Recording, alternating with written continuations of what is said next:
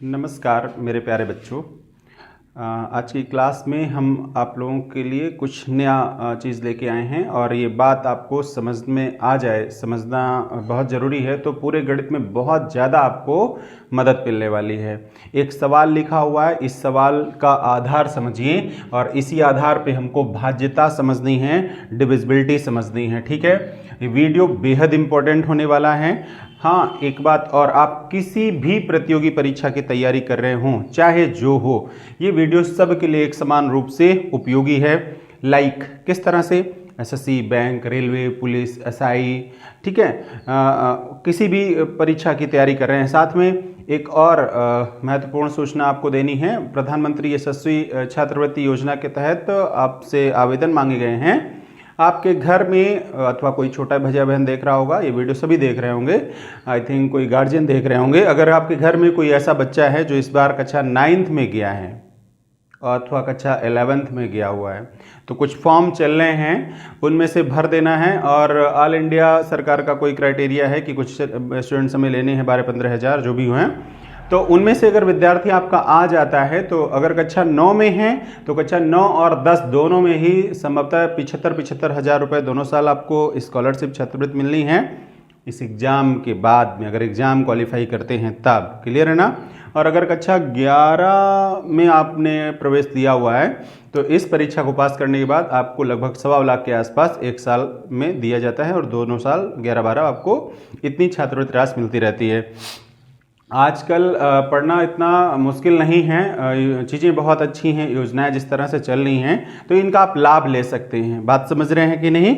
हाँ, आपका पेपर संभवतः अगले महीने होना है, तो मैं स्पीड से, मतलब अब ज़्यादा वीडियो देने की कोशिश करूँगा और कोशिश करूँगा पूरा का पूरा समराइज कर पाऊँ एनसीईआरटी पैटर्न पर। पूरा आपका 6 से 8 तक और जो 11 में है उसको 6 से 11 तक की पूरी बातें समझनी होंगी। 6 से 10 तक की, हाँ 6 से 10 तक की, जो 11वीं में प्रवेश पाया होगा इस बार विद्यार्थी, और आप इसका लाभ ले सकते हैं।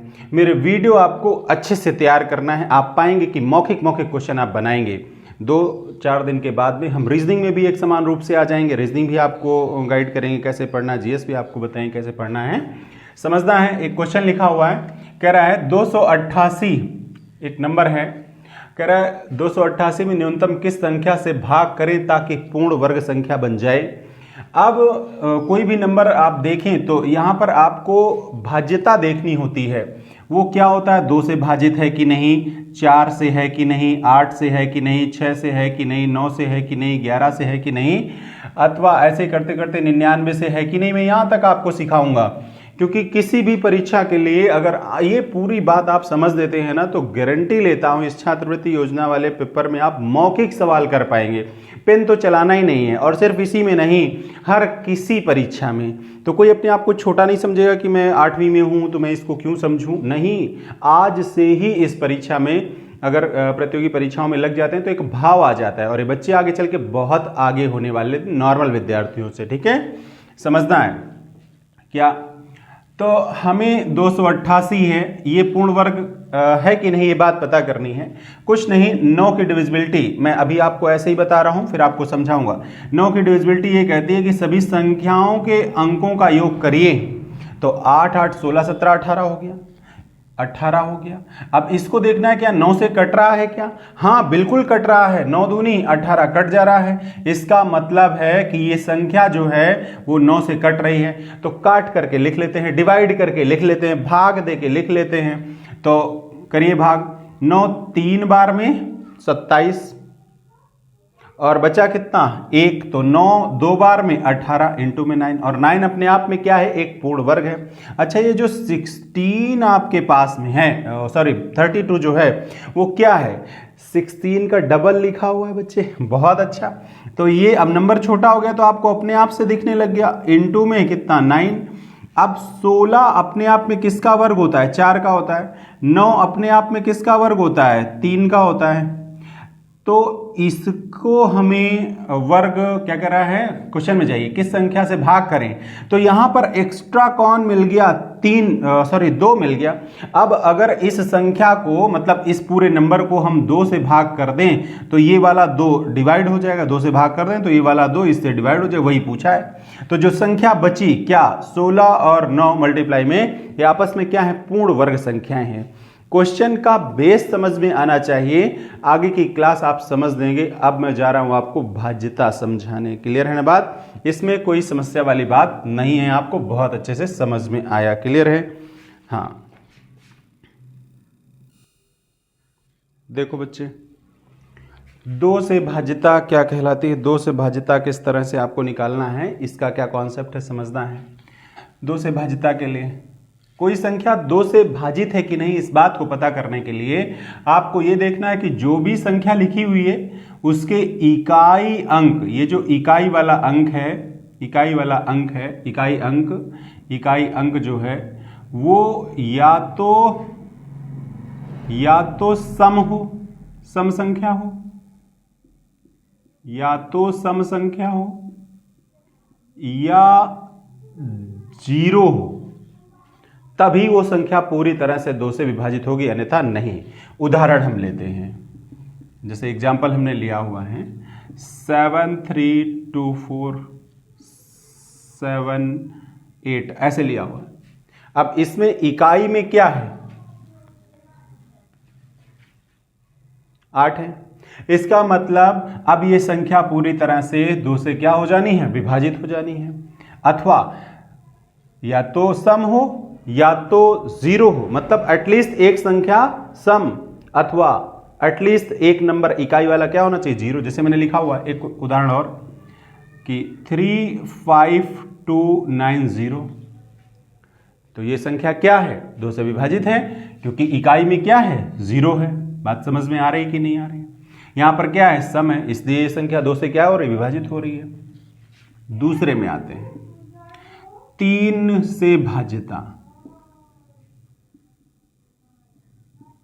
3 से भाज्यता, ये क्या कह रहा है समझना है, मैं लिख दे रहा हूं। संख्या के सभी अंकों का योग 3 से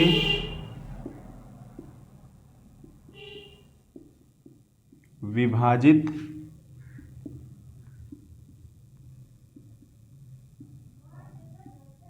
होना चाहिए। 3 से भाज्यता क्या कहता है, संख्या के सभी अंकों का योग 3 से विभाजित होना चाहिए। जैसे मैंने लिखा हुआ है 7 2 6 3 4 2, ये लिखा हुआ है। अब इसमें संख्या के सभी अंकों को जोड़ना है आपको, और जोड़ने के बाद चेक करना है, तो जोड़िए जरा। 4 2 6 3 9 6 15 2 17 और 7 24, और ये 24 3 से अगर डिवाइड करो तो पूरा पूरा डिवाइड हो जा रहा है, कितनी बार में, 8 बार में। इसका मतलब है कि ये पूरा का पूरा नंबर किससे, 3 से डिवाइड होने वाला है। बहुत अच्छे से बात समझ में आनी चाहिए, क्योंकि अभी जैसा पहला एक क्वेश्चन उदाहरण के तौर पे लिया हुआ है, समझाया हुआ है कि ये जरूरत क्यों है आपको सीखने की, ये आप तभी कर पाए जब आप ये बहुत अच्छे से जब आपको आ रहा होगा। इसी में से पहला एग्जाम्पल, ये एक एग्जाम्पल और ले रहे हैं, ये पहला एग्जाम्पल हो गया, ये दूसरा एग्जाम्पल हो गया। 1 2 3 5 2 1 7 2 6 4 2 9 ऐसे लिया हुआ है। अब इसमें से आपको बताना है क्या ये 3 से विभाजित है, क्या ये 3 से पूरी तरह विभाजित है। तो ये पता करने के लिए क्या करें, सभी नंबर्स को जोड़ें। अब इतना बड़ा नंबर है तो 9 2 11 4 ऐसे करके सब जोड़ करके बड़ा लिखना, और वहां पेपर में मैंने क्या बोला है आपको, बहुत कम समय में करना होता है, विद इन सेकेंड आपको आंसर में पहुंचना होता है। कोशिश ये रहे 10 सेकेंड 20 सेकेंड बहुत है आपके लिए। तो मैं देख रहा हूं कि इतना लंबा जोड़ने में भी अब आपको क्या होगी मेरे बच्चे, प्रॉब्लम होगी। अब मेरी ये बात समझनी है, इसके लिए भी, पहले के लिए भी और दूसरे के लिए भी सुनना है।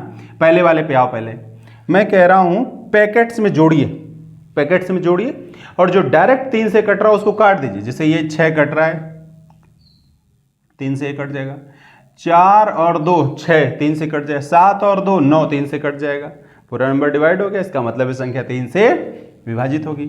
देखो 9 3 से कट गया, 4 2 6 3 से कट गया, 6 3 से कट गया, 7 2 9 3 से कट गया, 2 1 3 से कट गया, और इधर आपका 5 3 8 और 1 9, 5 3 8 और 1 9, ठीक है, ये 3 से कट गया। बात समझ आ रही है कि नहीं आ रही है? ठीक है, आपके पास क्या रह गया? 2 रह गया। कोई और नंबर छूटा है? एक बार फिर से 9 है, 3 से कट गया, 4 और 2 6, 3 से कट गया, 6 कट गया, 7 2 9 कट गया, 2 और 1 3 कट गया, और 5 3 8 1 9 कट, 5 3 8 और 1 9 कट गया, क्या बच गया? 2। मतलब ये नंबर पूरी तरह 3 से विभाजित होने वाला नहीं है। 3 की डिविजिबिलिटी से पता चल गया कि ये नंबर 3 से कटने वाला नहीं है। क्लियर है ना बात? तो अब यहाँ पर ये नंबर 3 से विभाजित नहीं होगा। ऐसे ही एक उदाहरण और ले रहे हैं, और इसका आंसर आप लोग को कमेंट बॉक्स में कमेंट करना है। अब आपके लिए भी काम दे रहा हूँ। 2 6 1 5 1 7 3 2 1 6 9 5 4। इसमें आपको बताना है कि 3 से विभाजित है कि नहीं, और अगर 3 से कट रहा है तो लिख देना है, आंसर में सिर्फ इतना लिख देना है कि हाँ 3 से विभाजित है, और नहीं विभाजित हो रहा है तो लिख देना है कि हाँ 3 से विभाजित नहीं है। तो 3 की डिविजिबिलिटी आपको क्लियर हो गई, 2 की डिविजिबिलिटी आपको क्लियर हो गई। अब आगे चलते हैं। जैसे 4 की डिविजिबिलिटी मेरे बच्चे सीखना है, इधर आते हैं। पहला, दूसरा, तीसरा आते हैं। 4 से भाज्यता, 4 से भाज्यता, 4 से भाज्यता, तो इसको समझना है। 4 से भाज्यता क्या होता है? 4 से भाज्यता का कुछ और मतलब नहीं है, जैसे वहां 2 से भाज्यता में इकाई अंक, इसमें क्या होगा? आखिरी के 2 अंक, इकाई और दहाई। मैं क्या कह रहा हूं, जैसे ऐसे लिखा हुआ है तो एक ये है, एक ये है, लास्ट के 2 डिजिट को फोकस कर रहा है। या तो ये कौन सा? इकाई और दहाई, यूनिट एंड टेंथ प्लेस, या तो 4 से, या तो 4 से विभाजित हो, या तो 4 से विभाजित हो, या ये दोनों, या ये दोनों 0 हो। 2 तरीके हैं, या तो 4 से कट जाए, या तो फिर 2 ठो 0 हो। अच्छा, जैसे मैं लिख रहा हूं 7 3 2 4, ऐसे मैंने लिखा हुआ है। तो बच्चे आखिरी का इकाई दहाई देखना है, तो ये कितना है आपके पास में? कितना है ये? 2 ऐसी संख्याएं हैं, 24, जो 4 से कट रहा है तो 4 से ही कटेगा। एक और इसी में से एग्जांपल ले रहे हैं, और 7 3 5 2 9 0 0। देखो इकाई और दहाई दोनों या तो 24 से 4 से कटने वाले हों, या तो फिर ये दोनों जो है 2 ठो 0 हों, और इसमें 2 0 हैं, इसका मतलब ये नंबर भी 4 से क्या होगा? पूरी तरह से डिवाइड होगा। अब एक उदाहरण लिख रहा हूं, और उदाहरण क्या क्वेश्चन, और इसका आंसर आपको कमेंट बॉक्स में कमेंट करना। मैं लिख रहा हूं 7 3 2 9 5 6, क्या 4 से विभाजित है? क्या 4 से विभाजित है? क्या 4 से विभाजित है? इसका आंसर आपको कमेंट बॉक्स में कमेंट करना है। आइए अगले को समझते हैं। अच्छा, क्वेश्चन नंबर, मतलब अगला कॉन्सेप्ट क्या है? चौथा नंबर पे 4 से भाज्यता हो गई। अब आपको भाज्यता सीखनी है 5 से। तो 5 का केस तो बहुत आसान होता है। 5 से भाज्यता कुछ नहीं, इसमें सिर्फ इतना करना होता है 5 से भाज्यता में कि आपको सिर्फ इकाई अंक देखना होता है। एटलीस्ट इकाई में 1 5 हो, जो ऐसे नंबर लिखा होगा उसमें इकाई में क्या हो? ये वाला हो कि 5 हो या 0 हो। 2 बातें, या तो 5 हो या तो 0 हो। जैसे मैंने लिखा हुआ है उदाहरण के तौर पे 7 3 2 9 7 3 9 5 2 0, कट जाएगा। 7 2 6 4 8, ये नहीं डिवाइड होगा, ये डिवाइड नहीं होगा, ये डिवाइड हो जाएगा। ऐसे ही मैंने लिखा हुआ है 8 3 5 2 6 0, हाँ डिवाइड हो जाएगा। इसी तरह से 7 3 0 0, मतलब कम से कम 1 0 तो हो ही, बाकी 1 से ज़्यादा 0 उससे कोई मतलब नहीं है। कम से कम 1 5 तो हो ही इकाई में। अब यहाँ पर 0 0 1 5 वाला उदाहरण ले लेते हैं। 73265 ऐसे हो तो ये संख्या 5 से पूरी तरह क्या हो जानी है, डिवाइड हो जानी है। बहुत अच्छे से बात समझ में आ गई। तो 2 की भाज्यता क्या है, 3 की भाज्यता क्या है, इधर 4 से भाज्यता क्या है, 5 से भाज्यता क्या है, 4 से भाज्यता क्या है, 5 से भाज्यता क्या है। इतना क्लियर है ना। आगे की बात समझते हैं हम लोग। हाँ देखो बच्चे, अब हम जा रहे हैं 6 से भाज्यता, 1 2 3 4 और ये 5वें नंबर पे आ जाए। तो अब इसमें देख रहे हैं हम लोग 6 से भाज्यता। ये क्या होता है, 6 से भाज्यता क्या होता है, कुछ और नहीं, 6 किसका किसका मल्टीपल है बोलो। तो बताओगे कि 2 और 3 का है, बस हो गया। 2 की डिविजिबिलिटी आप पढ़ चुके हो, इकाई में क्या होगा, 0 होगा या कोई सम संख्या होगी। 3 की डिविजिबिलिटी पढ़ चुके हो, संख्या के अंकों का योग क्या होगा, 3 से कटने वाला होगा। और अगर ये दोनों ही क्राइटेरिया, दोनों ही बातें, दोनों ही कंडीशन फुलफिल होती हैं तो संख्या क्या होगी, 6 से विभाजित हो जाएगी। जैसे मैंने लिखा हुआ है 720 ऐसे लिखा हुआ है 720। तो देखो इकाई में क्या है, 0 है, तो 2 से कटेगा, 1 0 तो एटलीस्ट सही है। और 7 2 9 9 3 से कटता है। इसका मतलब ये हुआ कि ये संख्या 6 से पूरी तरह क्या हो जाएगी, डिवाइड हो जाएगी। तो 6 वाली बात ये हो गई। क्लियर है ना बात। अब आगे आते हैं, हम अगले कॉन्सेप्ट को सीखते हैं और ये डिविजिबिलिटी हम सीखने जा रहे हैं किससे, 7 से। 7 से भाज्यता, 7 से डिविजिबिलिटी, 7 की भाज्यता क्या कहती है, क्लियर है ना बात। तो 7 से जो भाज्यता है वो इस तरह से कहता है कोई भी संख्या लिखा हुआ है, जैसे मैंने लिख रखा है क्या, मान लो 7 7 ही लिख रखा है, 7 7 7 7 7। कितनी बार मैंने लिख रखा है, ये मैंने 6 बार लिख रखा है। ये कहता है कि आप 3 3 के पेयर बनाइए और उन नंबर्स को एक दूसरे से माइनस करिए। तो 770 770 अलग अलग हो गया और दोनों का अंतर क्या होगा, 0 होगा। मैं फिर से कह रहा हूं, 7 की डिविजिबिलिटी लिख लेना है आपको। 7 से भाज्यता क्या होती है, आप पेन पेपर लेके बैठे तो आप लिख सकते हैं क्या। 7 से भाज्यता ये होती है कि जो भी नंबर दिया हुआ है उसमें से 3 3 के आपको जोड़े बनाने हैं और उन जोड़ों का आपस में अंतर देखना है। और ये अंतर अगर 0 हो अथवा 7 से डिवाइड होने वाला कोई नंबर आ जाए, मतलब वो पूरा का पूरा नंबर 7 से क्या होगा, डिवाइड होगा। क्लियर है ना बात। देखो मेरे बच्चे, अब अगला हम लोग समझने जा रहे हैं 8 से डिविजिबिलिटी। अब ये बेहद महत्वपूर्ण है, यहां से आपका काम शुरू हो जा रहा है। ये सामान्य सी बातें थी, आपने ठीक तरीके से समझ दिया है।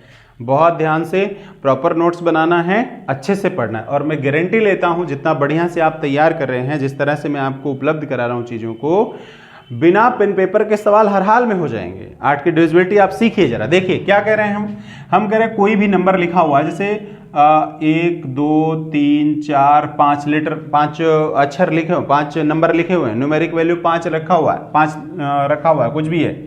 अब मैं क्या कह रहा हूं, आप 8 की डिविजिबिलिटी चेक करते समय, जैसे मैं मान लूँ 7 3 और 2 ये हो गया और 4 8, एक उदाहरण ये ले लिया मैंने और एक और ले रहा हूं मैं, 1 2 3 4 5 6 ले रहा हूं इस बार।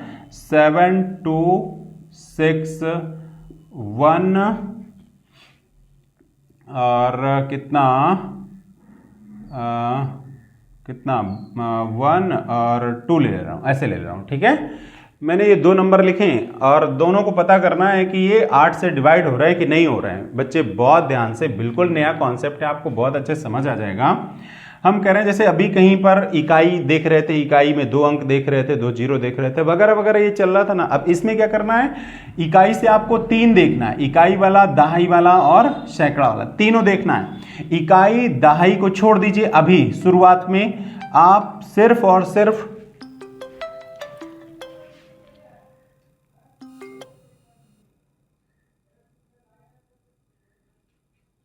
ठीक है, आप इकाई दहाई वाला छोड़ दीजिए, आप सैकड़े वाले को देखिए। तो सैकड़े में क्या है, 2 है और 2 कैसी संख्या है, सम संख्या है। और अगर ये सम संख्या है ना, तो अब आपको सिर्फ इन दोनों को चेक करना है 8 से भाग दे करके, 8 से डिवाइड करिए। अगर ये सम संख्या है तो, और अगर विषम है तो उसका केस आगे मैं बता रहा हूं। मतलब मैं क्या कहना चाह रहा था बेसिकली, अब यहां पर मैं लिख रहा हूं, ऐसे लिखा गया है, यहां पर कभी सम होगा और ऐसे लिखा गया है, और यहां पर कभी क्या होगा, नंबर ऐसे होंगे, सम होगा विषम होगा। अगर सम है, अगर ये सम है आखिरी में, मतलब ये तीसरा वाला अगर सम है और आगे जो दो नंबर लिखे हुए उसमें सीधे आपको 8 से भाग दे करके चेक कर लेना है। अगर 8 से कट गया तो नंबर पूरी तरह 8 से विभाजित होगा। लेकिन अगर ये विषम है, अगर ये विषम है तो ये जो यहां पर दो नंबर है ना, इन दोनों नंबर्स पे आपको सिर्फ और सिर्फ 4 जोड़ना है और फिर आपको चेक करना है। देखिए जरा मैं क्या बता रहा हूं। तो इसमें सम संख्या है तो कुछ नहीं, 8 से देखा आपने, 8 6 बार में 48, पूरा पूरा डिवाइड हो गया, बहुत अच्छा। यहां पर क्या है, ये विषम संख्या है ना, इसका मतलब इसमें क्या करना है, अब आपको 4 जोड़ना है। तो 12 और 4 मिलकर कितना हो गया, 16 हो गया। अब 8 से डिवाइड करेंगे तो कितना, 8 दो बार में पूरा पूरा डिवाइड हो गया। इसका मतलब ये नंबर भी 8 से कट रहा है और ये नंबर भी 8 से कट रहा है। अब एक बात बताओ, एक मैंने क्वेश्चन लिया हुआ है, अब ये सब एग्जाम के क्वेश्चन है और विद इन सेकंड आपके होंगे। मैं अभी पढ़ा रहा हूं, ये कॉन्सेप्चुअली क्वेश्चन की प्रैक्टिस में आऊंगा, एक बढ़िया सा ग्रुप बनाऊंगा, उस ग्रुप में सभी को इन्वाइट करूंगा, कुछ पीडीएफ फॉर्मेट में क्वेश्चन प्रैक्टिस को दूंगा, आप प्रैक्टिस करेंगे, उन क्वेश्चन को मैं हल कराऊंगा। क्लियर है ना बात। कसम है अगर आप पेन चलाए, बिना पेन चलाए सवाल करना है और कर ही लेंगे। समझिए यहां पर क्या लिखा हुआ है, इकाई दहाई सैकड़ा, ये क्या है, विषम संख्या है ना, और विषम संख्या का केस ऊपर सीख चुके हो ये वाला। अब विषम संख्या है तो क्या करोगे, 4 जोड़ दोगे, तो 84 में 4 जोड़ दिया तो क्या हो गया, 88। 88 8 से कट जाता है, यस कट जाता है। इसका मतलब है पूरी की पूरी संख्या क्या होगी, 8 से विभाजित होने वाली होगी। बहुत बढ़िया। और इसमें क्या है, अब इसका आंसर आप कमेंट बॉक्स में कमेंट करके बताइए कि 8 से कटेगा कि नहीं कटेगा। अब मैं 8 की डिविजिबिलिटी तक ही रखता हूं। अब इसमें से कुछ क्वेश्चन मैं देने जा रहा हूं आपको, 8 की डिविजिबिलिटी से, 6 की डिविजिबिलिटी से, 3 की डिविजिबिलिटी से। आपको पहचानना है कि ये सवाल कैसे किए जाए, इनका आंसर क्या होगा। क्लियर है ना बात। हाँ देखते हैं, देखिए मैंने 2 क्वेश्चन आपको दिए हुए हैं, इन दोनों क्वेश्चन का सॉल्यूशन आपको कमेंट बॉक्स में कमेंट करके देना है। ये 25 67 47 x 0 में x के स्थान पर क्या रखें ताकि संपूर्ण संख्या 9 से विभाजित हो। दूसरा, ये संख्या दिया हुआ है में x के स्थान पर क्या रखें ताकि 8 से संख्या पूर्णतया विभक्त हो। ठीक है, मुझे पूरी उम्मीद है ये वीडियो आपको अच्छे से समझ में आएगा। आपको प्रॉपर नोट्स बनाने हैं और ये कॉन्सेप्चुअली अभी मैंने देखा है 2 की, 4 की, 6 की, 8 की, ऐसे करके 5 की डिविजिबिलिटी। आगे हमें 8 की डिविजिबिलिटी में अगले वीडियो में हम क्वेश्चन की कुछ प्रैक्टिस करेंगे और साथ में ही प्रैक्टिस के साथ में ही इसमें से हम लोग कुछ और भी सीखेंगे। जैसे अभी 9 की डिविजिबिलिटी में कुछ क्वेश्चन कराने बाकी हैं और 9 की डिविजिबिलिटी बताना बाकी है। 11 की डिविजिबिलिटी कैसे करते हैं, 99, 99 की डिविजिबिलिटी क्या होती है, ये सब। और मैं एक बात फिर से कह रहा हूं, 8 की डिविजिबिलिटी बेहद इंपॉर्टेंट है। अब यहां से क्वेश्चन बनने लग गया है। एक एनालिसिस है मेरी कि अगर सम विषम का केस इस तरह से देख लिया जाए तो बहुत आसान हो जाता है सवाल करना, वरना फिर आखिरी के 3 अंक में भाग देना पड़ता है और वो लंबा बैठता है। और मेरा सिर्फ एक ही उद्देश्य है, सवाल बच्चे सबसे बनते हैं। ये सवाल जो होते हैं क्वेश्चन बहुत आसान होते हैं, 6 7 8 9 10 आप पढ़ ही रहे होते हैं, आपको सब सवाल सिखाए जाते हैं, सब आते हैं। मैटर सिर्फ और सिर्फ वक्त का होता है, कौन कितने स्मार्ट वे पे कितना जल्दी कर ले रहा है। क्लियर है ना बात। अगर ऐसा बनता है वही बच्चा आगे हो गया, वरना वही बच्चा पीछे हो गया। तो आप में से कमजोर तो कोई नहीं, आप ये जान लीजिए। आज से आप लग जाइए, बहुत अच्छा कर सकते हैं। साथ में वीडियो को ज़्यादा से ज़्यादा अपने साथियों में शेयर करते रहना है, आस्था का ज़बरदस्त सपोर्ट करना है और अच्छे आगे वीडियोस के लिए धन्यवाद। मिलते हैं।